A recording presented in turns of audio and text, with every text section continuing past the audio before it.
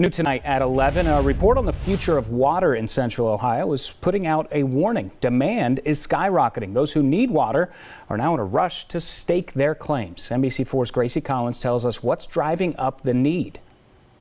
There are competing demands right now between agriculture and industrial centers, and the need on both sides is only expected to grow.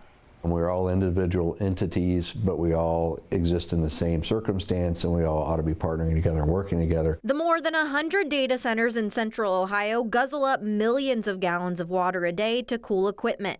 Inside the Ohio EPA's Central Ohio Regional Water Study, data centers will need about 70 million gallons a day by 2040, with sites like Intel coming in. The growth that was expected to come as a result of that, with additional housing, additional support facilities for the Intel operation. Lots of water was going to be needed by a lot of people for a lot of different reasons. Meanwhile, drought conditions are expected to force farmers to eliminate dry land farming and switch to irrigation, reaching 110 million gallons of water a day by 2040. The cost of irrigating, of having labor go fill the tanks and take the tanks out to the field and connecting the tubes, and how much the plastic costs for the plastic tubing to water. So there's so many increases with it. Bryn Bird is the president of the Ohio Farmers Union and owns a produce farm near the Intel site.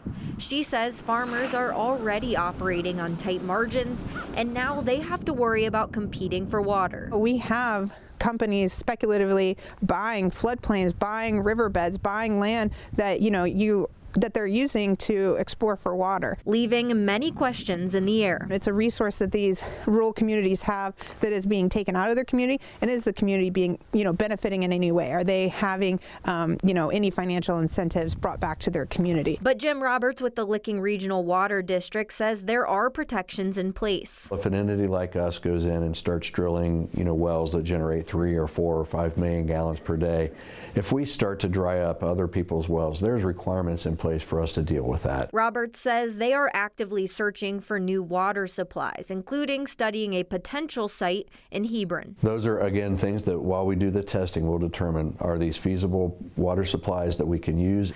Roberts tells me a lot of research goes into choosing water sites, and he says they'll be working with local farmers to make sure they aren't negatively impacted. Local for you, I'm Gracie Collins, NBC4. Thanks for watching. For more NBC4, download the NBC4 streaming app. You'll get free 24/7 local programming streamed straight to your living room. Just search NBC4 Columbus on your Apple TV, Amazon Fire, Roku, or Samsung device.